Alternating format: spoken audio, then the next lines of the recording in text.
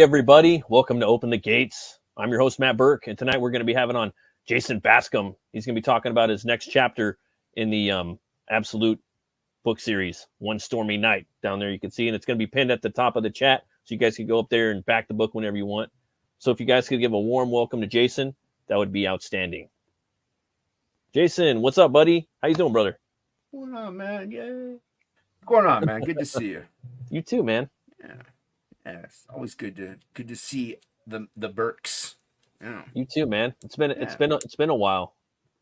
It's been a bit. I think I I mean maybe a couple months. I know I was on a bit ago when Plague was on. Him and I popped in. Yeah. We hung out a little bit. So yeah, it's been a little bit. Yeah. I try to tune in when I can though. That's for sure. Oh, I know, man. I see you like it's always good to see you in there, man. Like, oh, there's Jason.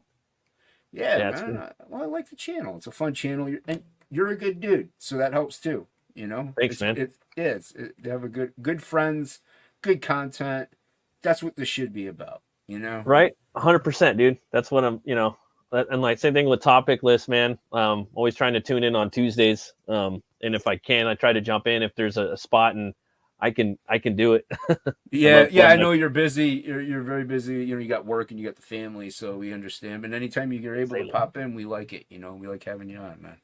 I'm gonna get a draw. I need to get a more of a camera set up for drawing and whatnot, because usually I'm just sitting here with the board and I got to get with you and Luke. Well, I mean, lately it's been mainly like 2 people drawing out of 10, and the rest are all icons or the camera. So you're fine. You can come on and just do it that way anyway. Slap the old board down on the kneecap. Yeah, or something. I mean, and you know what? It's fine. The true heart of Topicless is a draw stream, but that's how it also first initially got started, was as a draw stream. That's the core heart of it. But you know, people, it's also about fun content, fun conversations, good conversations, and not always constantly negative garbage that's out there. And don't get me wrong, I like complaining too. Yeah. Nothing wrong with it. But I also like to put, like, I showed these off. I was just on with the cat over at the Creative Block. And I was just showing this off because I got them recently, and it's cool stuff, cool content. So I got. I was missing issues 1 and 2. So So I was missing 1 and 2. So I got issue 1 and 2's on its way, and then I don't know why, but I also ordered. I think mine might have been damaged, so I ordered another copy of this X Factor comic. But fun, cool comics, you know, that's what I like. That's what this indie comic scene is about, in my opinion. So that's what Topicless is also about. Fun, good conversations about quality content and quality books. And like I said, we'd still like to, you know, complain from time to time. Yeah, you're human, you know, and it's crazy too. Like, to me, like in our sphere network, you know, Comicsgate or whatever, you know, whatever it is now or whoever we are, that's how we kind of came to meet each other. You guys have the longest running like live stream, stream, dude. We have the longest running. As far as I know, we have the longest running draw stream in Comicsgate. Like, obviously, there's been people drawing on streams forever, but as far as I know, and it's also the second longest running show in Comicsgate because the Jack Show beats us out. But consecutively, we're the longest because the Jack Show has missed episodes. We have not missed 1 week of Topicless in almost 4 years. So yeah, that's dedication right there. Yeah, man. Dude. Every Tuesday, 9:15 p.m., either Luke, me, or now Jimmy Reyes. It's on one of our channels at any given time. There's been times where like especially when Absolute was launched, 1 and 2. There was times when I had to go to like I could only schedule a Tuesday night, and I was like, Luke, I'll be late, but Luke would have like maybe Feline co-host or Plague or somebody would pop in to help out, but there was always an episode aired. If I can't show up, let's say maybe I'm sick or something happens, Luke, can you host? He'll host. Vice versa. So I even have a feeling, let's say Jimmy, me, and Luke, let's say we all got the flu, couldn't do it. I have a feeling if we're like, hey, hockey, can you please do topical sport? I think somebody will do it. I really do. I think somebody would step up and do it in Plague if he could, if he's at home and feeling up to it. I'm sure he'd be more than happy to have host an episode if we couldn't do it, because it's just been something that's been going on for so long now. And Yeah. like you said, haven't we? We haven't missed it. So yeah, I it's know for fun, me it man. feels very like home, like a homey spot, to go and chill and hang out and draw, Well, So it's dude, and fucking that's the, cool. yeah, and that's what we want. Like I say, it's a draw stream, but like it's in the chat or in on panel and or on panel, everybody's welcome. Like Oh yeah. we don't push.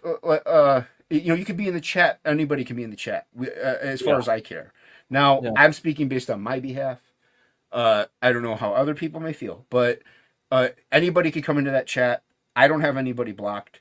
So panel, I might say there might be a couple people I wouldn't want on, but there's people you just don't mesh with sometimes, or Yeah, it that just just is have a what it bad is. rap or something like Yeah. that, and you're just like, I'd rather just keep that out because topic list, like I said, we try to focus on the positivity and just that energy and keep things in that form. So when things start to seem askew is whenever we have to kind of course correct. But yeah, dude, we want it to kind of feel like home. Oh yeah, for sure, man. And you were showing off some of those new books today. I went to the comic book store yesterday, just because I wanted to catch up on the fucking new Conan books, dude. And Oh they're yeah, the new. I don't know if you picked up the new Savage Tales of Conan today, but dude, it's magazine size, bro. I didn't know that. And yeah. it's so I'm like, dude, I want that. I'm like, put all the Titan Conan on my order them for me, and then I get a discount. I get them for $3 a piece. So it's Nice, cheaper dude. than, because they give us, a really good membership discount over there at that store. So, I got Conan, and then I had to get the Goon. I love me some Goon. So I picked those up. Yeah. I got those coming. No, yeah. Plagle told me that it was I have to text him. I don't know if I check because they every now and then they'll do like a renew your poll thing. Like they'll give you Oh a list yeah. of every comic that's going to come out, and you just circle what you want. I don't know if I did circle the Savage Sword of Conan. I hope I did, and if I didn't, I Yeah. hope he has one left or something because I definitely want it. I didn't message him, but I'll be there Saturday. I'll be going Saturday, so we'll see. I'm gonna start going like once a month, and they do like one Conan a month, which is like $3, and then Savage is probably gonna be like 5 to 7. And Yeah. I'm like, so dude, you don't got any extra ones? He's like, it's too big, dude. People don't. It's just a weird size. I'm like, oh, you're gonna want more of those. People like, there's a big audience for Savage Sword. Like over on this side of the internet, like everyone's always screaming Savage Sword, like Buscema, and oh yeah, dude. the Well, big the size, classic the you can't magazine beat size. Buscema. Well, Well, that's the thing. It's not a weird size. I mean, magazine size has been around forever. dude. So Yeah. I don't. I mean, I guess it's a weird size. They make magazine bags and boards and stuff. Yeah. Thank you very much. Yeah, dude. Yeah, they make magazine bags and boards. So I guess it's not a weird size, but it is. I don't know. And Joe maybe it's just a Jusko weird was size. showing off one of the covers, dude, and I think it was a metal one, bro. Like it was something about it. It was like a foil cover or something. Really? But It might have been foil. Yeah. Yeah. Nice. I'm like, I gotta have that in my life. So Yeah, I hope he has some left. If not, I'll order it on eBay. I don't like to. I'd rather support my LCS. yeah, There's 2 in the area, so mine was a lifetime membership for $100 that I paid for like 5 years ago. And it's like nice. And you get like $3 for a $4 comic. It's like can't beat it. You can't beat that. Ours, with you get a membership and they'll. Yo, what's up, Ace? They'll bag and board the new comics for you. They'll bag and board them. Like they give you free bags and boards. So the new books. Us too. Yeah, I love it, man. So that's cool. Yeah, and like ours, you just signed up. Like you didn't really have to pay into the membership. I think you might have paid $5. I can't remember, but that was a long time ago. Yeah. But yeah, but if I can't get it at my LCS, which I prefer to do, then I'll order things on eBay. Like the Zero Girl, I highly doubt they have Zero Girl #1 at any of my LCSs. Like, it's not like it's a expensive book. It's just it's not common. So, I think I got it for like $3 on eBay. So yeah, it's very affordable. But I love going to like comic book stores though, man, and like just finding like old hidden gems. Like they have this place called Book Off where I live at the mall. It's like they sell like new and used like books, CDs, toys, DVDs, anime or manga, graphic novels, and I'll go in there and like there's all kinds of stuff that are I seen like Warren Ellis's Wolf Skin in there. It was a crazy looking barbarian book. I almost picked that up. I seen Butcher Baker something Maker. I don't know, like some crazy trucker book by Joe Casey, hardcover. It was $5. I almost picked it up. Oh, you should have, dude. Yeah, yeah. Well, but hey, even $5 is $5, man. You might have needed it. You know what I mean? Yeah. Sometimes I'm like that. I'll be going through the bin. I'm like, how much is this? Like, $5. I don't know. Like, I'm just Yeah. Even though it's just think I affordable, forgot. but I'm just like. And I'm one time I went there and I missed out. Like there's been books where it's just like, damn, like they had the Ghoul by Bernie Wrightson there. I forgot what it was. They also had the compendium of Hellboy in Hell there for $50, like big thick one for $50. Like it's used, but damn, 50's a lot though. It's a lot. 50's a lot. 50's Yeah. a lot. Like Plagal sent me a link to a CM Keith Batman edition. It was a couple weeks ago. He sent me the link for like a more affordable one. The artist editions are expensive as it is. And I was like, yeah, dude, I can't get it right now, but maybe. And I waited. I'm like, even then, because I picked it up, I think over the weekend, I bought it. And I'm like, but I was still like hovering over the. I'm like, can I? I'm like, oh, I'm like, I have to because I didn't want anybody else to get it because it's the only one copy was there. So I paid. I got I got it at a discount, which is nice. That's awesome. I'll be showing that off whenever I get it, whenever it comes in. Yeah. And everybody in the chat who has a wrench, feel free to drop links to whatever you want. Drop those links. Some great stuff. And Jason's is up at the top too. So if you guys, we're gonna go over that here in a second. Have you seen the reveal of the Crow? The look. I saw the reveal. I don't know. Okay, I know James O'Barr is still involved. So I read, it was a long time ago I did read it, but Luke has a copy of it, of the Crow trade that I had actually. Yeah. It's not mine that he has. He just has the same one that I had. I don't know what happened to mine.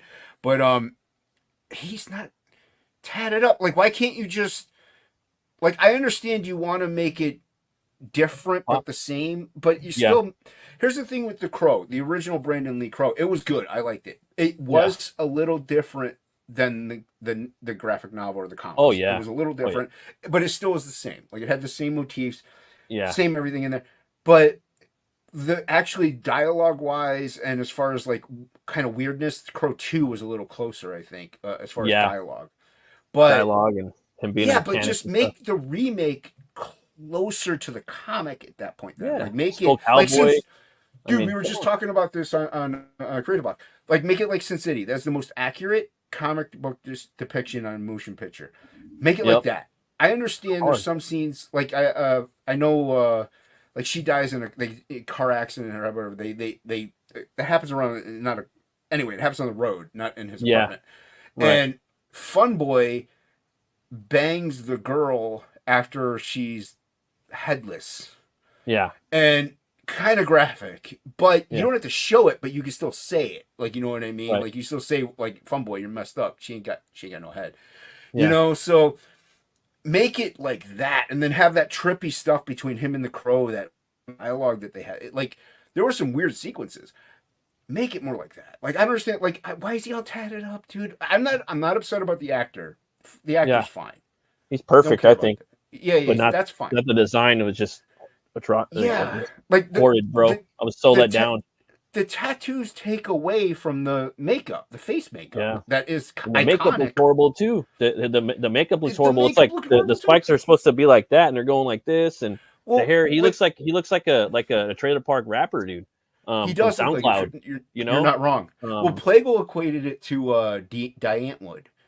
There's the band Diantwood, the guy in it. He's like, he looks like him, but the makeup for the Crow is iconic, and that's the whole point of the Crow is the makeup. Like and if you have tattoos on him, it's gonna distract you from the other makeup. It's just gonna look normal. Tattoos are horrible. They're like cheeseball, like bubble gum, like you get them at the grocery store out of the machine tattoos. It reminded me of the Joker, Jared Leto's Joker. Heath Ledger, the damaged Joker, like just trash, man. Like I don't know, Jared Leto Joker, And I think that like a lot of people were like, I know I was under the impression we're gonna be talking about this Crow shit later on. I mean, right now and on probably another show I do, just because I'm a big fan of the book and the movie. Oh, dude, I love the second movie. I like I like City of Angels, the sequel with Sarah grown up. Dude, I didn't mind it. But here's the other thing. But I didn't love it. The the Deftones are in that one, right? Oh yeah, the soundtrack is fucking dope. Yeah, dude. so I mean, you can't be mad about that. Korn's But best song, I think, is on there. Sean Olsen, that's a badass song. But the other thing is with the Crow, like you're gonna obviously upset. Like, and I get it. You people age out. You have a younger audience, so you can maybe get people in. But here's the other thing: the Crow has more than one story. Like there's more than one. Yeah, there's more than one comic. Just make one of those other comics. A bunch of them, dude. Like the one with the dude from Juarez. That one's pretty crazy. The one with the pregnant lady. You know, pregnant lady one, dude. Alex may leave artwork. Are you kidding me? Like so just take good. one. And the fucked up thing is you're calling him Draven. Like if you want to call him Raven or fucking something else, you know what I mean? And or Eric Crow or something stupid. That's fine. And let him be fucking white trash rapper SoundCloud boy. That's fine. And I'll probably go watch it too. But don't call him Draven. I don't know. No. So I was extremely let down by this. This is like this and Nosferatu were like two big, and Hellboy are like the big movies this year. I'm kind of pumped for. Now, I will say we haven't seen a trailer yet. I'm not happy with the way he looks. I'll go watch it. I'm gonna go watch it regardless. I'll probably, depending on the trailer, I'll probably watch it. If the trailer looks like total trash, no. If it has a little promise to it, yeah, I'll go watch it. I'm a fan. But and that's the thing, dude. I do credit Sin City to a lot of my art stuff, but The Crow, that is a huge influence to me as well. James O'Barr, that's what just so good, dude. Like good. It wasn't perfect. It wasn't neat. It wasn't totally correct. He gets better. His art style gets better. His art style gets better as he goes. You're right, but it was so creative. It was just so good. And I love the mythos too. That's what I'm saying. Like, and I'll go watch a Crow movie, even if it's dog shit. I like the Crow. You know, like like Predator. I'll go watch Predator movies just because I'm a Predator stan. I'm a Crow stan. You know, and I didn't like the third Crow or the fourth one with Furlong. I forgot who the second one was. Some other actor. I forgot. That one was But I didn't like the TV show either. But I'll go watch. I don't think I ever saw the TV show. Yeah, leave the Crow alone. There ain't no coming back. Well, and that's the thing. Leave Eric Draven alone. Yeah, leave Eric Draven alone. That'd be a cool shirt. Leave Eric Draven, yeah. Because there's so many so many Crows. James O'Barr did a lot of, and that's what's great about the Crow is that it can be different mythos. People. It can be. Like make a medieval one. That's what Christgau was saying. You know, wouldn't that be sick? Yeah, that'd be dope. There's so many different Viking Crow. Okay. And that also harkens to Predator. There's so many different stories you could do with Predator just because of the way the original story was created. Mm-hmm. All through time, you can have everybody wants to see the Predator versus Samurai. Oh, yeah. I know we got a taste of it in Predators, but everybody wants to see him in ancient feudal Japan, chopping stuff up with like samurai. People want to see it. Like it'll be dope. Definitely. Or Knights, the Crusade. So dude. Cool.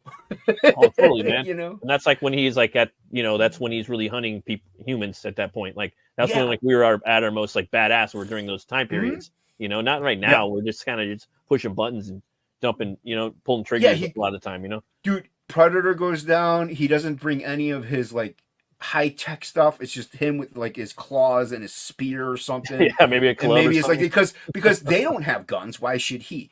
You know what I mean? Like they're predators. They're gonna they might have a slight advantage because the stuff they have is a little more high tech, but it's still equivalent in the fact that it's a bladed weapon at some point. Yeah. So they would want that sport. They hunt for sport. That's what they do. It's like the Crow. You could do so many different stories because of the mythos of it. And it's precious, and it should be, but also it should be. It should be, and it should be, and it shouldn't be. For me, it should be because of what happened with O'Barr and what happened with Brandon Lee and how they all loved what they did. And then there's that, and the movie is it's a masterpiece. The book's a masterpiece, but also what happened afterwards. You know, like all the other Crow books, they're fucking dope. There's a lot of it should be a different one-off. Every movie should be a one-off. That's how I would treat it. You know, I would do it as a TV show. Even I think a 1 hour show you can nail it down. And I don't think people would have trouble following or make it as like an Amazon Netflix thing or whatever. Have a season of it, like 8 episodes. That would be sick. Different that'd be people. so It could sick. be an anthology, Dude, bro. That'd be sick. it would be so sick. You could have 8 episodes of Mhm. one of the crows, and then the next Mhm. season would be another telling of a crow mythos. It would Yep. be so And you good, could do a lot in dude. an hour, dude. You could tell a You pretty could do a meaty lot. story, Well, like that's what I'm saying. You can do a revenge lot story. in an Yeah. hour. So imagine if you had 8 hours. You know what Oh I yeah. mean? If Oh yeah. it was a season, Yeah, I you'd have love 8 that. epesodes. I think we're onto something, Jason. We should We should tell buy the LeVar. IP out and do We it. should. Yeah, dude. Like, and I'll say this. I hate to say it, but I'm gonna say it. Fucking Momoa's test makeup fucking footage looked better than this shit. I'm sorry. Oh, really? I haven't seen it. Yeah, he was Draven too. Well, that movie got. I mean, the movie kept getting canned. He has a long beard, and he's got the iconic crow makeup, long black hair. He's like running around and shit, like jumping around and shit. But yeah. Well, he's a metalhead, though. You know what I mean? Like he's kind of perfect in some ways, In some way, he's a little too bulky, but I think he could still pull it off because he's a metalhead. He has that mindset. You know what I mean? He knows. They were gonna change it too, though. With him, he was gonna be a cop. I heard allegedly he was gonna be a cop. And that's fine. You're going to change it. Like I said, we have different crows. So as long as he's not Eric Draven. He was going to be Draven, though. That's the problem. Oh, okay. Never mind then. That's what I'm saying. Like, call him, John. No, don't do that. John Raven or something. I don't know. What up, Hex? Thanks, everybody, for stopping by. Remember, if you guys got a wrench, please drop links to your campaigns. Drop links. Yeah. Get them going. Or your YouTube channels. Yeah, your YouTube channels, whatever you want, If you're watching now, hit that like and subscribe if you're new to the channel. Thank you. Appreciate it, man. Yeah. So yeah, I'm really pumped for that. I don't know if you're into or know about the same actor. I think he's a great actor. He's got another movie coming out, an action movie. I think it's a Sam Raimi movie, or allegedly it's coming out at the same time. You'll see promotion. They're promoting it. He's kind of like the Pedro Pascal, Oscar Isaacs of the year. He's in all these fucking movies coming out. Nosferatu, this other action boy movie, and then The Crow. I'm really excited for Nosferatu. I love the Northman, so I can't wait to see what he does with Eggers, what he does with with Nosferatu. Well, I liked what was the one with William Dafoe? The Lighthouse? No. William Dafoe played Nosferatu. Oh, Shadow of the Vampire. That one. Shadow of the Vampire, dude. Because he's gonna be in Nosferatu either. I think he's playing one of the. Oh, is he really? Dudes. Yeah, I think he's playing one of the dudes from Midnight. Because it's gonna be a gothic horror movie, dude. Like in its truest sense, And The Witch was good too by Eggers. He's one of my new favorite visionary directors. But yeah, dude. And then the Hellboy, we haven't seen shit for Hellboy. I didn't even know about a new Hellboy. Yeah, nobody knows about it. They got the guy from The Strain. There was this actor in the Strain, that one of the characters, he was like a Marilyn Manson-esque type character, and he gets bit in the show, and then his dong falls off, and then he becomes like one of the main leaders. His name's like Jack Kesey. He doesn't really have that Hellboy face, like Harbor had the face. Perlman's born to play Hellboy. This guy doesn't really have the face, so I'm interested to see how they kind of pull it off. But it's going to be an Appalachian horror witch story, and it's going to have the Crooked Man in it, and it's written by Mike Mignola and Christopher Golden.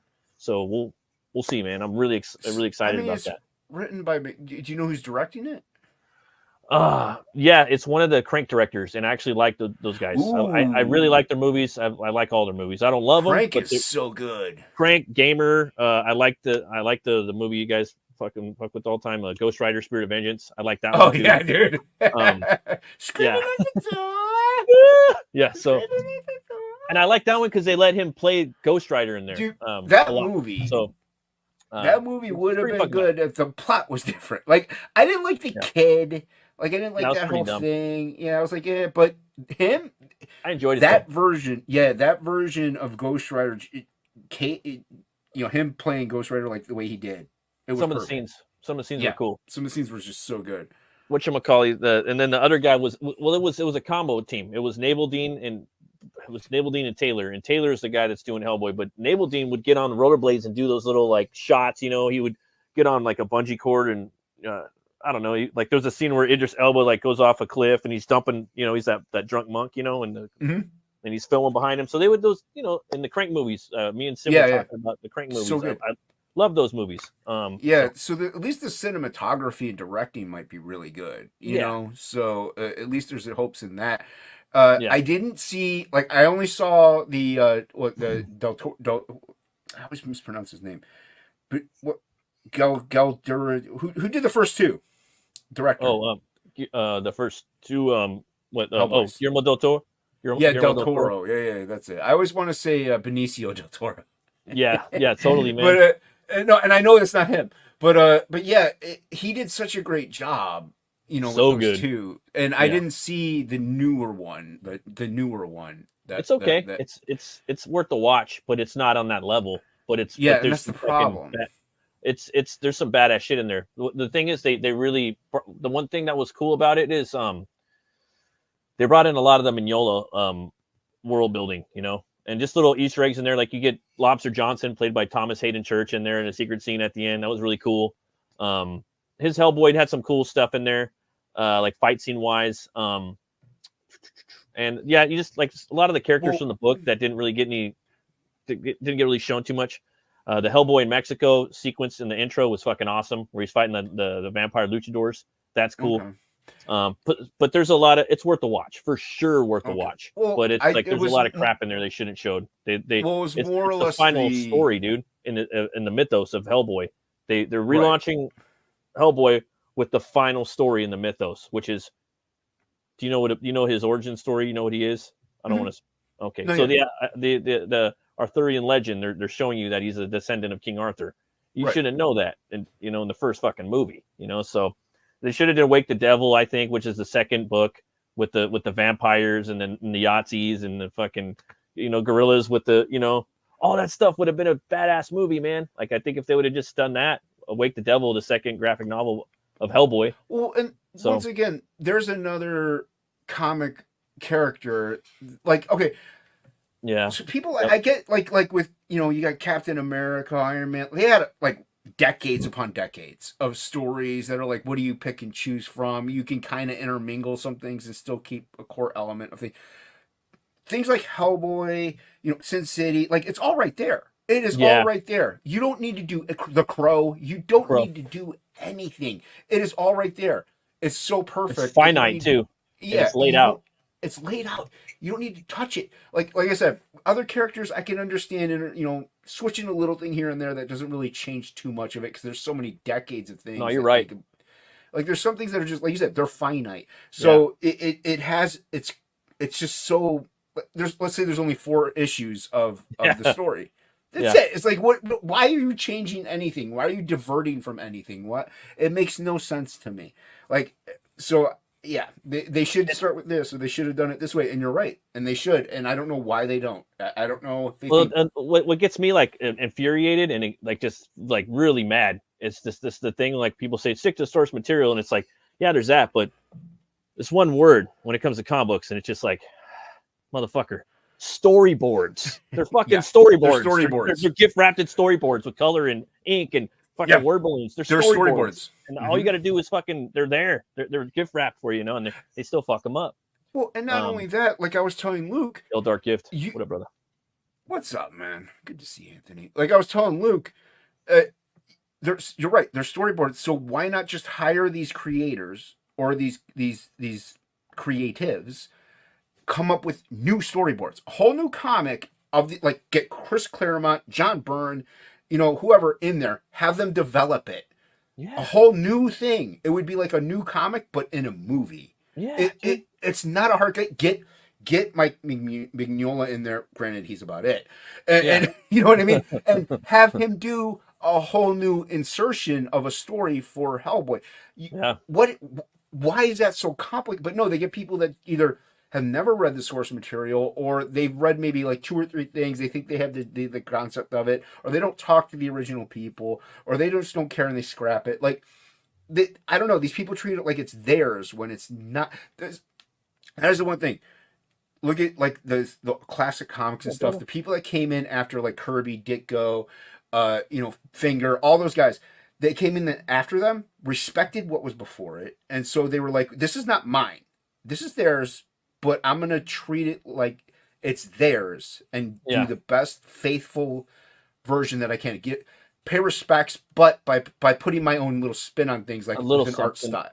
Yeah. a little art style, Tiny. a little something, a little more character development further, not erasing but Yeah. developing. I think the Crow is a good example. You know what I mean? Like Yeah. Proyas put a little bit of this and that, like put it in a Gothic Yeah. cathedrals and a lot of Gothic architecture. Like for me, a big difference is like the Crow is it's more Detroit street and the movie is a lot more Gothic. You know Yeah. what I mean? That's the way how I see it. You know, it's really down in the. I mean, they're both. The book is both, and the movie's both, but the book is a lot more street, dude. In the gutter, you know. Which Look at what Tim Burton did with Batman. Batman, the Yeah. Batman '89. It like he might have changed a little bit, but it still Yeah. kept that core essence of what Batman was. Like he didn't disrespect. Dude, Harvey Dent was a black dude. No one cared. Yeah. Totally, You man. know what I mean? Like it didn't matter because he did it right. So Oh yeah, totally, man. yeah, I just don't understand why they just don't take these creatives or these creators. If you want to make a Crow, and I know James O'Barr is involved, then why does the Crow look like that? Like I who know, made dude. that decision? He probably got So- involved with the paycheck or something. Like that's the Maybe, only way or I could maybe see he's it. involved in like the dialogue and the structure, but not so much the look. Like I don't know. Yeah. I don't know what level he plays into it. Well, as far as getting books right, man, you got it right for this book, man. You got the art right, you got the price point right, man. Like you got these awesome tiers. What was going through your head when you decided to go with this direction with this book? Well, I always wanted to do a silent comic ever since, like I was talking about earlier. Ever since I read Silent Night by Frank Miller. I was like, this is brilliant. Like I mean, there is a word balloon at the very end of that book. That's it. Other than that, it's a silent comic. I wasn't a G.I. Joe collector, so I didn't I wasn't fully aware of the Storm Shadow silent the Snake Eyes silent books. Or like comic. I wasn't fully aware of it until a few years ago or years after starting to collect. But yeah, so I read. I'm like, this is brilliant, and things happened. I ended up doing Absolute Book 1 and 2, and then Ink Spots, like the Laura Frog G, that happened, and then I injured my shoulder at work. A while later, I ended up getting surgery. And after I was like, okay, well, I got to finish my Frog G pages before I go into surgery because I don't want Ink Spots having to wait on me. That's the last thing I want. I don't mind waiting on Ink Spots. I don't want Ink Spots to wait on me. So I finished my pages out the day before surgery. So I met my deadline because I injured my drawing arm, my shoulder. So I couldn't. I knew I was going to be in a sling for a while. Right. And then I ended up healing after a long enough period of time, and Ink Spots was still coloring it. He got hit with business at work. He had major health issues. So I was stuck, I was drawing, just doing random stuff. Like, you know what? I always did want to do a silent comic. I'm like, I didn't want to have to write anything, mainly because I didn't want to conflict with Frog G's mind. Like, I didn't want to have to go to write Frog G, but I have absolute, mindset writing in my head. Because it's totally different. Like it's the dialogue, the characters, like it's just the way it's formed, the flows. It's like Ink Spots is a major co-writer. Like he wrote. I was more or less a co-writer than he was, if you know what I mean, on Frog. Yeah. Like Ink did a lot of the writing, and I was like, hey, what if he says this? So, but either which way, I didn't want to have to worry about that mindset. So I was like, if I do a silent comic, though, I don't have to worry about writing anything. So, I mean, you kind of have to write it in a way in your head. Yeah, like totally. He's thinking this or saying this as he's doing this, but you just don't put it in. But that's what kind of brought to this was that I was waiting for Ink Spots to finish coloring Frog G. And I'm like, let me see if I could do this 24-page book. I knew I was going to keep it short. See if I could bang it out. And I was able to. And I told everybody, and I still, I meant it. Like, if Frog G was finished while I was in the middle of doing this, I would have stopped doing this and just pivoted to Frog G because this wasn't live. It was in sign-up stage for a while. Yeah. So I would have just pivoted straight into Frog G. This would have just sat on the shelf until I was done with Frog and was able to get back to this at some point. But I was able to finish it out. I launched it just because I was like, okay, well, I don't want to have to worry about fulfilling Frog and this at the same time. Like, it just would be very, very just conflicting. So I was like, if I launch it now, have a short time frame, like kind of not like a quick 15-day or anything, but short enough time frame that I could get it shipped out and still get Frog G later to ship. So So yeah, so that's what kind of brought me to this one though, was just waiting and being like, okay, well, let me bang out my 24-page silent comic, and I was able to do it in a couple months. So That's awesome, man. Like, and for this, you're gonna go full like you're gonna do full traditional, or are you doing any digital work? oh well, the book is completely done, so that's good. But it's all traditional except for the sound effects. Like it's a silent Okay. comic, but there are sound effects in it. But yeah, it's all traditional. I didn't with like because with anybody who's watching here, well, you might be new to me if you're watching. I don't know. I have visual problems, so with stuff like Frog G, even Absolute One and first half and Absolute Two, I would either do complete digital with, or like Frog, I would do like 20% digital, print it out, and then ink it completely because Right. it's just easier for me to see the form and the precision. I can get more precise with like smaller details like eyeballs and stuff digitally than I can traditionally because my eyes suck. But this is all traditional. I wanted it Yeah. to be gritty. I wanted it Yeah. to be indie. I wanted it to be just loose and just fun, man. I wanted to have a lot of fun doing it and get You messy. had fun on this. Yeah, well, I mean, I have fun on every project, but I had fun making this. Yeah. Yeah. Yeah. How long did this book take you to make? Uh, I did crank out the first 5 pages in 5 days. So I Damn. wanted to see It's if I just could do a page a day. yeah, right. And I then it's wanted like, to. fuck. Well, the main reason why I wanted to see if I could do that because I was still getting paid. I was getting workman's comp from work, so I injured myself at Oh, work. So it's like I wasn't getting a paycheck, but yeah. I was like, if I had to do this as a job, Mm. could I produce pages in an adequate time frame to even get out at least 2 books a year? Yeah. And I was like, okay, well, if I put out a page a day, the answer is definitely yes. Right. Now, the great thing about indie is we don't have to do a page a day Yeah. because we want to get high quality content, and this is still high quality. But this is a different quality than what like Frog G is, where it's a little more precise. This is looser. This is faster. Yeah. This is just grittier, and I Yeah. wanted it to be that way. But uh, I could be more precise in the other way, and so I could still do maybe even 3 to 4 pages a week, and still crank out 2 books a year, and it could be my full time job at that point. So you'd be getting 2 books, maybe even 3 Mm. campaigns a year, or books if we are able to do this full time and just go like pre-order system. Who knows? Yeah. But I could still pump it out, and if this were my living, I would be able to do it just fine. And that's what I wanted to see. I wanted to see if I could. I want to say it maybe took me 2.5 months, mainly because I did those first 5 pages, and then I would be like, okay, well, I'm just gonna watch TV with my mom this day, or I'm gonna Yeah. draw on some sketch covers this day, or I'm gonna do this. So I didn't, but every page that I worked on, I finished that day. That's awesome, man. Yeah, there was a couple pages where it was like a day and a half, like it's splash pages or something like that that were a little more involved. But other than that, if I sat down to work on a page, because I was off of work, like I didn't Yeah. have to, Yeah. I wasn't off of work, I was on workman's comp, but I didn't have to go to work, so I was able to just sit down and crank out a page in 6 hours, or 12, or 4, all depending on what was on it. Oh yeah, So totally. This depends on the yeah, page, right?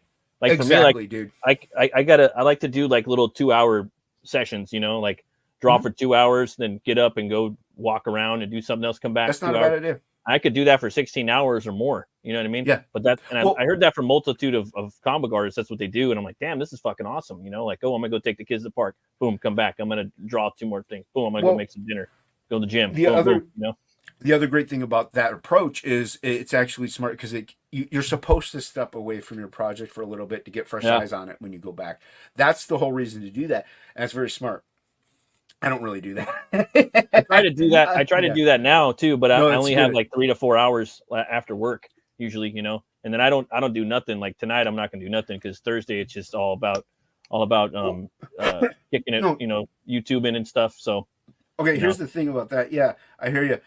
If I have even a 3 hour stream, like because you work or whatever, but if I even have a 2 or 3 hour stream, by the after that stream, I'm like, I'd have to draw before then because if I don't after that stream, I'm like, man, I'm just exhausted.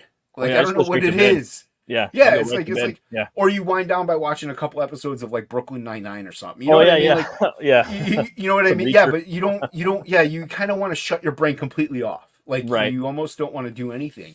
No. So yeah, I No, hear it you, takes a dude. lot. It takes a lot. Like, like for me, it's like the same. I don't know. Like for me, it's the same as like drawing, like doing a show. Mhm. I don't know. Like Well, it's you're to me. putting energy into it. You're Yeah, putting it's the energy. energy into it.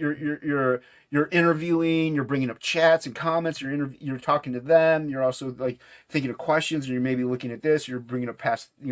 You're still putting in work. Like you know what I mean? Yeah. Dude, these people that do 5-7 hour streams, I don't know how they do it. I was on with a stream a couple Oh yeah. times. My ass With would just like explode or fall asleep and just like I get not like only that, I'm just like, no blood oh man, circulation. I'm just like, I drew a 4 hour piece, like it's highly detailed. I'm like, I'm kind of done. I'm like, Yeah. I Yeah. don't know what to do Yeah. now. Like, you know Yeah. what I mean? Exactly. So, yeah, I don't know how 100%, people do man. it. Yeah. Can you give us a little well shoot, dude, I mean, I've been showing this campaign off, but now I'm on my because I do a Metal Movies and Brewskis live show on Saturday nights at midnight. But you want to give us a little, you want to do the gist of this book for us? Well, I can't read it, but I can tell you a little bit about Yeah, it. yeah. It's the most complicated story ever. He goes on an adventure in a stormy night. Like that's really it. It's not a That's awesome. It's not a heavily deep. It's not The Watchmen, but no, it's and that is what it is. It's the samurai priest. He goes on an adventure during a dark and stormy night that will forever change the landscape of Paseus. That's the city that everything is kind of confined in a little bit, or absolute in a way. I don't like to say universe, but because it's really not. It takes place in a very isolated area of things. But yeah, so the samurai priest just goes on this little adventure, and it happens over the course of one night. Nice. So it's a single one shot issue. You don't need to know what happened before it. You don't even need to know what happens after it. Oh, that's awesome. Yeah, it's a standalone little thing. It's a little adventure that he goes on. So it's got action in it. It's got like atmosphere and mood. I love that, man. I love the way you draw the lightning and the rain, him walking Thanks, in that. man. Yeah, it's a lot really of fun, dude. I can't I wait. like it messy. So yeah, like I said, it's not a complicated story. It's not something that's like huge character development. And even though I do like character development, it's a fun project and in a way almost an art book. Like if you don't the story, like if you're trying to follow the layouts and follow the story and it doesn't make any sense to you, at least you got some cool artwork. Because I liked what I did. I think it looks dope. So at least you have some fun artwork to look at and be like, oh, this is actually good art. I like what he did here. You know what I mean? But hopefully you can follow the story. I think it flows great. And like I said, it will, if you get this, because it will further the Absolute IP. Let's put it that way. So if you get this later on down the road, you'll be like, oh, yeah. I see. And it's crazy, man. Like your styles change too, man. Like some people would think, oh no, his style's the same. But like, dude, like judging from this to where you did for the first two Absolute books, it looks different. I was trying different things. Okay. Like even the anatomy and things like that look different, It looks dope. I love it. No, you're not wrong. With Absolute 1 and 2, like even anatomy wise, I was trying to be a little more. It's not anatomically correct. Don't get me wrong. 1 and 2 are not, but I was trying to be a little more accurate to comics in that the comic sense of things, if you know what I mean. Like in that anatomy type aspect. Right. Like I said, I'm not an anatomy artist. I do know how to do accurate anatomy. It just would take me longer. So that's the other thing. With this, I was playing more with form, shape, and graphic design. I love it. I think this is your best work. Like this and Frog G. But I mean, thanks. Definitely. Like, I love it. That's the thing. Frog is different in that regard also because it's a little tighter. Even though like I do get messy a little bit. It's tighter. It's in color, but it's tighter. It's just cleaner. It's more comic formatted, but still has that indie feel. Absolutely. I call Frog G is what we call, or what Ink and I like to call a mainstream indie comic. Like it looks like it could be in a comic shop any day of the week, but as an indie book, like Dark Horse. Oh yeah, totally. This that's could probably be what it is. Yeah, like I wouldn't exactly what that is. Yeah, I wouldn't even like put that in Dark Horse, but I would. Like it's weird. Like Like they wouldn't sell it, but it could be sold by them. You know what I mean? Yeah, I mean, I don't know. It's weird. when Frog is all done with, because there's gonna be 3 48-pagers, so maybe we'll try to push it to like Dark Horse or somebody to see if they'll go. We really want Dark Horse. That's what we really want. But I think your book's good, man. Like there's nobody. I don't know anybody out there that draws like you in the industry. I can't name anybody that. I mean, I have my influences. I have my influences like Sam Keith and Way Shack and stuff like that. Sienkiewicz, you know. Still, bro, like no one looks like you. You have your own style, man. You're one of those visionaries. There's very few. Another one out there, too kind, Brad Moore. That's a big one too. A lot of people aren't into that guy. I don't know if you read the what's his name. Donald's been posting a lot of stuff about it on Twitter lately. The Luther Strode books, man. Those are a big influence on me. I don't know if you ever picked those up. No, DM me. Hard recommend. DM me something. Yeah. Now they have it in one book, but it's 3 books. And it's basically like, what if this kid, like back in the day, you know, when you would read comics, it would be like that Hercules like thing, you know, the ads in there, you know what I mean? Well, the kid actually reads it and learns how to fight. And oh my God. Okay. It goes crazy though, dude. He turns into like, it's like, what if Peter Parker was Michael Myers that knew like this crazy form of martial arts and no one else knew. And then in the second book, he gets like 3 times the size buff. And in the fourth one, it's even bigger, and then he's like, you're dealing with like Cain from the Bible. It's his actual like fighting style, and it just keeps unraveling and unraveling. He's fighting Jack the Ripper and all these crazy people, and the art is just fucking out there. Like you will love it, dude. You will love it. Best trilogy I've read, and for as far as like a graphic novel trilogy, you know, they were floppies at one point, but I'm just like, damn, this shit's solid, you know. And the dude kind of did that, and then like disappeared. He did like a Silver Surfer Black, and then he also did the Ghost Rider Robbie Reyes run. He created that Ghost Rider with the car, you know, the Ghost Rider, which is pretty cool. But the Luther Strode, I'll DM you some shit. Yeah, DM it to me that way. Like DM me like an omnibus or a trade or something like that. I'll even find the original things. The action sequences in there, like the way the bullets go through people's heads and like just the physics of that book, you will love it, dude. Nice. You'll be like, damn, Matt Burke, that shit was fucking dope. Yeah, I recently just picked up Nick Klein's Viking book that he did through Image. It's like a European format, and Klein is doing Incredible Hulk right now, but if you get that Viking book where he colored it, he painted it, oh, it's so good, dude. Oh, I can't wait to see it. So good. There was a couple Viking books I was going to pick up today or this weekend at Book Off. Well, it's an older book. It's from 2009. So you could just, dude, I got all 6 copies on eBay for like $15. Damn, dude. You're going to have to send me the link. It's affordable. Well, I mean, I don't know who else is selling all 6 copies at $15, but I'll send you a link. I got another one called Bloodrick. That book looks pretty dope. Sweet. It's a new book. There was a 3-issue run. I have all 3. I haven't read them yet, but because it's like, it's just tough for me to read. I don't really read too many. I mainly just look at the pretty pictures, mainly because of my eyes. Dude, for me, the art has to be like the art has to be on point. Solid. For me, it's art, and then it's the story. I'm like, I'm sorry, but that's the way it is. No, and I follow the rule of cool, and it's cool to me. That's what I care about. Like, if it looks cool to me, as long as I'm having fun, I'm gonna put it out. I hope people like it. If they don't, I'm sorry. It's what I like to do. So same here, what I man. mean? Yeah. Same here. I'm the same exact way.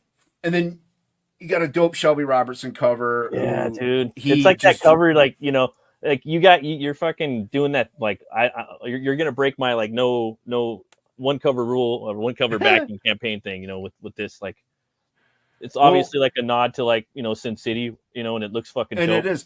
And Shelby, he just drew it, and I'm like, well, dude, I saw him drawing it. I'm like, dude, what's that? That's cool. He's like, oh, it's your variant cover. I'm like, no, dude, this is not supposed to have a variant cover. This is supposed to be a simple campaign with one cover. Right, yeah. He's like, no, dude, this is your listen, bro, listen. This is your variant cover. And I'm like, we'll see. Well, he's one of those artists, dude, you know, where like you just like, well, I'm having a variant cover then, I guess. You know what I mean? Exactly. It's like, it's Shelby, dude. You know? It's Shelby.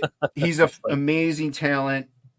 He's a good, solid cat, and he's all about comics. That's why I like hanging out with Shelby. He's a good guy. Don't tell him I said that, though. I won't tell him. Your secret is safe with me. Thank you. And then you have these sketch cards going up right here. They're colored, huh? Yeah. Just because Well, with the tiers, I want, because like I said, it is a simple book, so Mhm. I wanted to have some kind of other artwork aside from original pages. So I'm like something affordable. I'm like, so I'll just do limited sketch cards, and I'll just like these aren't stormy, but I wanted to do something in color, so with some In the Copic markers universe. and yeah. So yeah, And I think we have one left, brother. There's only there you one go, left, nice. guys. You guys get the book and the original sketch card. It's only $40. Yeah, This is a extremely limited item. So if you guys want, come and get it right now. I wouldn't pass it up yeah, they're if I fun were to you. draw. So So yeah, but and that's the other thing. I don't have any stretch goals. I don't have it, like, there's nothing wrong with stretch goals, but yeah, I've never backed a book because I'm like, oh, if I back it, maybe in like another $2,000 I'll get stickers. Like I like stickers, don't get me wrong, but it's never been the main incentive, and it's never been something that pushed me over that edge of backing something. Like I backed it because I like the art and the story. That's yeah.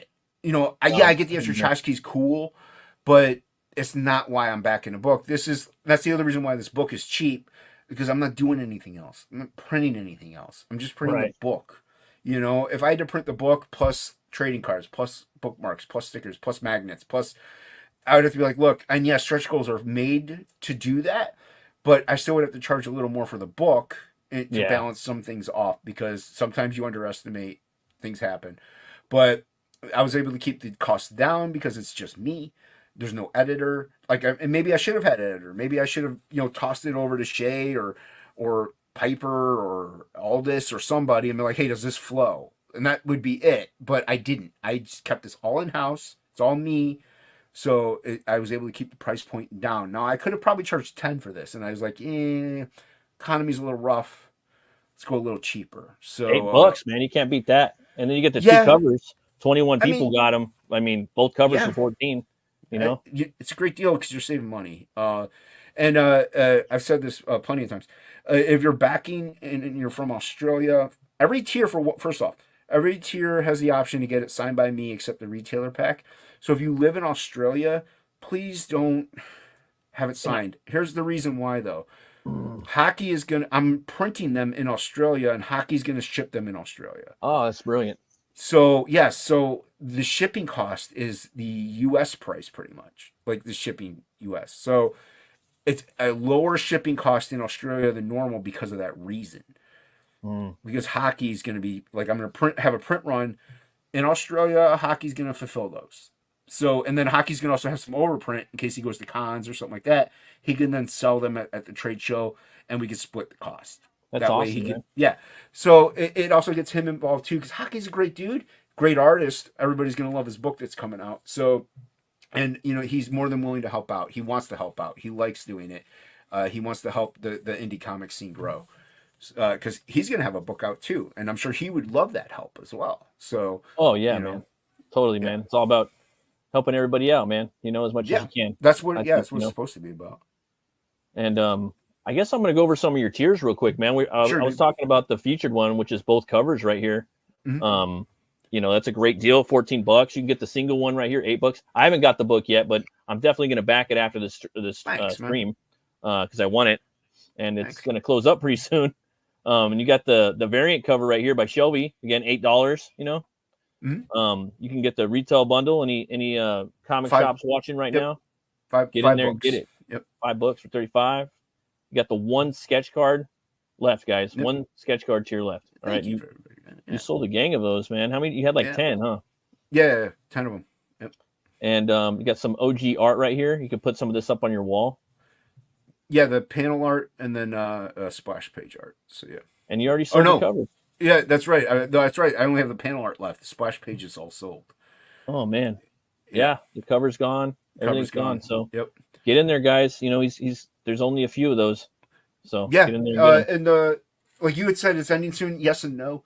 I'm going. I did say on Shay's when I launched on Red Valkyrie, they asked me, "Are you doing 30 and 30?" I said yes. I changed my mind, but not.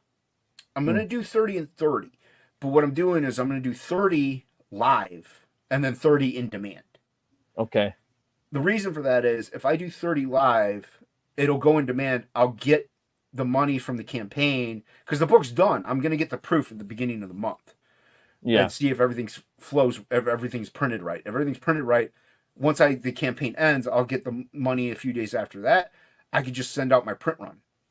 Yeah, and, exactly. and then I can get the books back faster, and I can get it shipped faster. So, but it'll still be in demand for 30 more days. So people can still back it after the first 30 while that 30 is in demand. Then after that, I'll probably close it up. So it will be a 30-30 campaign. This is supposed to be a short campaign. This isn't supposed to be something where I'm like, I'm going to leave it in demand for 7 months and then, get more backers to get, and that strategy works. Don't get me wrong. Like you're going to get more money that way, but this isn't to make me money. This is to make the book and to get it to the backers. Like I do want this to be my job. Yeah. I'm not going to be able to have this be my job at $8 a book though. Like I said, like if I was having this lettered, if I was having it written, if I was having somebody color it, I would have to charge $25. Like and have it like in a in-demand store or something, and have an in-demand store to try to extremely get as much, to try to. Right, and you have it in demand because you're getting paid for this. Make it your full-time job. That way you can, because we're supposed to be getting paid for doing this. Like you don't work for free at your regular job, right? So, 100%, man. Yeah. So So you like there is time, but there isn't time left. Like, yeah, you know what I mean. Like I never understood that whole this is going to end soon, but there's another 30, but it's going to be in demand for 7 months, so it's not ending soon. And it's like it's going to end soon-ish. Like there will be another 30 after this, but it will only be in demand. And I have hear to that, calculate folks. it. There's only a few more days left, and again, there's one sketch card tier. There, he sold 9 of them already. Come check it out. The time's running out. I know I'm going to back this tonight, so yeah, man. And the people who back the original pages and the cover or whatever, I'm probably like it says in there you only get one. I'm going to send them both covers. Like it says in there you get like the one book. You're spending that much money, you might as well get both covers. Damn, that's awesome, man. Yeah, I mean it's the least I could do, dude. And that's the other thing about it being my campaign and my book and my thing. I don't have to check in with anybody. It's yours, huh? It's mine. Like Ink and I get along great. Like we're a gangbuster team. We work well together. But I run everything by Ink. I'm like, hey, dude, do you want to do this? Should we do this? Can't we do this? Like, because it's his. Right. Frog G is his 50, also. 50. I'm not gonna sit there, dude. I've had people say, hey, I know this guy that can draw this card for you. This is an example. I know this guy that can draw this card for you. He's $100. I'm like, cool. Let me run it by Ink. Yeah. I don't say yes. I don't say yes.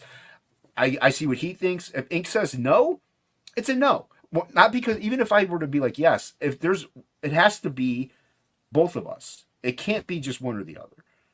So, and we work very well together. No, I mean, if I'm going half on something like with Brian Christgau, we're doing a Puritanian book. I go 50-50, everything. That's how I do it. It's got to be, dude. It's got to be. Yeah, you have to have it that way. It's the way it's equally invested, both parties. And not only that, you have to have somebody that you're going to get along with, that full well, sure. that doesn't have an ego. That's a big commitment, 50-50, dude. You have to know them for sure. And you can't have two people with strong egos. If you have one person with a big ego and they kind of get fine, it works. But if you have two people with big egos, you're going to clash. The fit's going to hit the shan. So you have to be be cooperative and compromising and be like, okay, I want him to say this, you want him to say that. Let's maybe mix it together, or maybe he'll say your thing here and he'll say my thing next time. Like you have to compromise. You can't just And Ink and I, dude, and we work great together. We're pretty laid back. If he's just like, hey, I want to do this, I'm usually like, yeah, cool. If I'm like, hey, dude, can we do this? He's like, yeah, that's fine. Like because this is about having fun and it's about having a good time and doing what we love. We love making art. Like we love making artwork and we love comics. Comics are an illustrative commercial thing, but like I think with people like Sienkiewicz, like the people I'm fans of, Sienkiewicz, Keith, and all those cats, they put fine art into comics. So to me, comics are an art form because they introduced that element into it. Back in the days of like the Spirit and like the Space Ghost or whatever, like it was all mainly just technical. Like you have to draw this line, or the romance comics and stuff like that. It wasn't really so much of an art form as it was just a commercial illustration. Yeah, I think a lot of the people that came after that were doing more underground indie stuff. They were experimenting and they introduced fine art into comics, and it made it an art form. And Ink and I love doing it. So, and he's a beast on colors. Like, as you said, I didn't know, but he put out an update. The book is fully lettered. The editors have it. So, oh yeah. So we're waiting on them to get it back to us to see if everything's cohesive and all the things gel well and stuff like that. After that, it goes to the printers for a proof because we got to see how the colors print. Ink has to see how the colors print, not me. I wouldn't be able to tell. But he has to see how the colors look right. If they do, then we do the full print run. And, you know, it'll be... Colors are big, dude. Yeah. That could take a minute, man, before you guys get their colors right, you know? Yeah. So hopefully everything's good on that part of it. And while we're waiting on that, gonna pump out the supplemental, gonna get that finished. That won't take that won't be too tough to print out because it's black and white, colored cover. But yeah, and to make up for the lateness, we had this card printed out. Oh, nice. We had. Let me show you. So every backer, everybody who backs now gets this all foil Sarnunos card because the book is late. So these are not cheap, by the way. So yeah, so then you get Sarnunos card. So Frog G's in demand right now, guys. You guys can back this book and get this. So card. as an apology for being late, we're giving everybody one of these beauties. So like I said, these cut in the cost budget because we didn't plan on putting those in that sheet. But yeah, no, we did it as an apology because ink does feel terrible. Like I said, I was doing my line art, and ink just life happened, and he wasn't able to. Yeah, until you do a campaign, like that's the only way you're gonna know. You know what I mean? It's the only way you're gonna know. And it's easy to be a customer, you know, and a creator, but be a creator to make a book, or a customer, or a you know, make a book, and you know, shit happens sometimes. You know, that you cannot control. You know, so and that's the thing. We will be in Discord, you know, hanging out in private, and he'll be expressing just in general how terrible he feels about it being late. He really doesn't like it. Like he doesn't like it.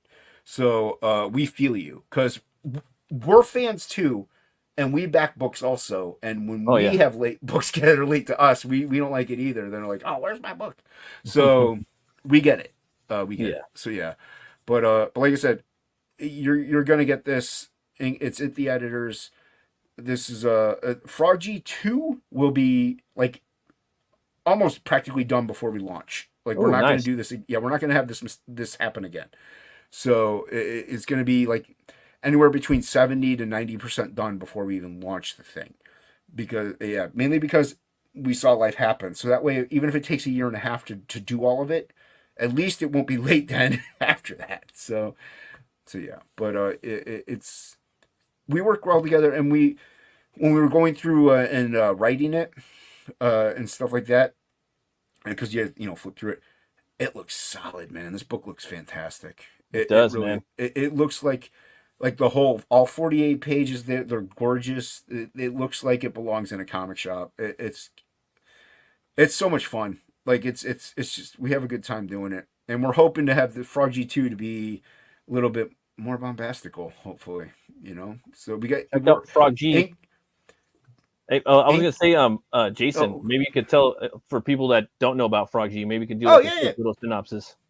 Yeah, well, Frog G fits in with a lot of stuff actually, with Absolute, believe it or not. Yeah. So you don't have to back One Stormy Night to understand Frog G, but during Absolute Book 2, there was a tier that I had because I didn't have a drawn in tier, and I don't have mutants in my comics. They're called affected, based on like alien experimentation and just breeding. They became mutated, so they became affected by the aliens and stuff like that. Anyway, so I had a tier. Instead of being drawn into the comic, you could become a trading card, and you'd be a D&D playable character. So because I used to play D&D when I was younger, a second edition, and it would have those stats on the back of it, and you get to make that character. And so two people, I had two tiers, two of them. Nefarious of Global Frequency had backed the one. He was a dragon of hoarding artwork and artists, so it was pretty fun to draw that one. Matt Yackey colored that. And then Frog G, the mod, the person in the chat, he backed the other one. and he came up with Frog G. And I was like, I always want to work with ink spots because I've seen his colors on other things, not just cash grab. And I'm like, this guy's really good. He colors like not traditional comic style. He colors like how I like. And I still like traditional comic style. But so I asked him if he wanted. So I hit Frog up. Frog created the character. He created the look. I drew it up, and then I shot it to ink spots, and he colored it. And then when we put it out, people were like, oh, this is really cool. When does this comic come out? And we're like, no, this is just the trading card you get if you back Absolute Book 2. So people are like, oh, man, this would make a great comic. So we're fans first. We're for the fans. That's where we first got into all this, because of the fans. So we put out Frog. We were like, all right, you guys wanted it. You got it. You got a Frog G comic. So that's where this comes from. So this story is about a guy who he gets turned into a frog by a voodoo priestess, and then gets sent on a quest by death itself to kill a god, win back his humanity, and get back to the woman he loves. So it's a fairy tale. It's a fantasy epic story of adventure. And there'll be 3 books, 48 page books with each campaign is going to have a supplemental that accompanies it that you can back. Nice.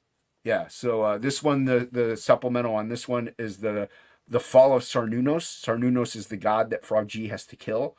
But it's the fall of that character, that villain. So that's the supplemental in this one. So you can back that. You don't have to. It's not a requirement to know the full story. They're just like little side things. So, but they're still cool and so fun. And the supplementals are all drawn. Well, this supplemental, I should say, we don't know what we're doing in the future, but as far as the plan is for the supplementals to all be drawn by ink spots, and then I ink them digitally. So it'll be kind of like it captures that Absolute style. That's awesome. In that regard. Yeah. So and ink spots is a phenomenal illustrator. People don't know really his full, because they mainly just see his colors. This is some of his art right here. There's the I mean, you can tell which ones are mine and his. Yeah. Yeah, on the left is his, the demons. Yeah. That's cool. Yeah. Awesome. Like I said, because we have Frog, we have Frog G, that's the main book right now. There's gonna be 3 of those, but Inkspots and we have other IPs that we have. I have Absolute. I have other characters in Absolute that I want to do. He's got a character called Metal Mayhem Rock Boy. Yeah, I can't wait for that one. Dude. Plus, he's got other really out there ideas. So we have things that we really want to do, and like even one time we're gonna do maybe a flip book where I'll have like a 24-pager on one side, he'll have a 24-pager on the other side. So we have ideas, and right now Frog G kind of just it's our first collaboration, and it kind of got us involved in just this is ours. Like nobody could take this away from us. Like this is what we're doing. This is ours. This is our thing. So and you know what? We're having a great time doing it. Granted, life's thrown in a few curveballs, but we're still having a great time working on the book. So, that's the main thing, is that you're having fun. You know what I mean? And dude, you guys get coming back. Frog G, it's going to be available for probably a little bit longer than Stormy Night. Mm-hmm. So it'll be. You got a little bit of time. Stormy Night, a little bit more time. You don't have as much time. It's very limited. But you need both these books in your life. I'll tell you that right now. I ain't gonna lie. They're gonna be fucking so fun. So get in there and check them out. Like let's say you want to back Absolute, because it's $8. You don't quite have the funds to back, and you want to get all the covers for Frog. So you back Absolute at $8. You can actually hit the little follow button on the top of Indiegogo with a little heart. If you click that, you'll get the updates. So it'll remind you kind of, hey, I want to back that book. That's right. So it's a good way to go about it. Or you can just share it out on your social media, and then you'll see it later on. Like, oh, yeah, that's right, I was going to back that. Oh, hell yeah, man. That's a good way to help, us indie artists out. We're gladly appreciate it, and yeah, man. Well, thanks for coming on, Jay, man. I really appreciate it. We're going about an hour now or so. Nice. Can't wait to have you on again. Anytime, man. I'm excited for One Stormy Night. I'm going to go back the book tonight before I go to sleep. Thanks, and man. Where can people find you at, brother? Find me on Twitter there at Unhinged Ent. That's entertainment. It's not tree ent. Unhinged Ent. Also YouTube. Unhinged. I do blind guy draws videos. I go live with topic lists every other week. And I also do sporadic video live streams from time to time. So yeah, check me out there. Sweet, man. And yeah, thanks everybody for watching. I have a show on Saturday nights too. It's Metal Movies and Brewskis Live. We talk about monsters and metal and all kinds of crazy shit. I'm going to be launching a Butch Cleaver 2 campaign on there, catch up tier on the 16th, and I'll have both these books available right here. You can catch up, and we're going to have prizes, and first 10 backers are going to get a sketch card. Ooh, nice. So yeah, and thanks everybody for watching. Again, thanks for coming on, everybody in the chat. Hope to see you sooner than later. And yeah, always remember to be bold, be brave, and roll the bones to know your role. I'll see you guys later. Bye-bye.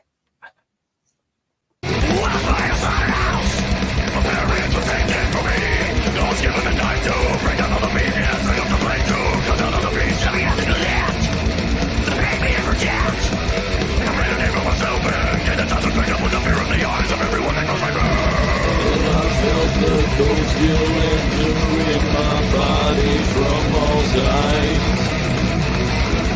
I awaken from my own cocoon inside of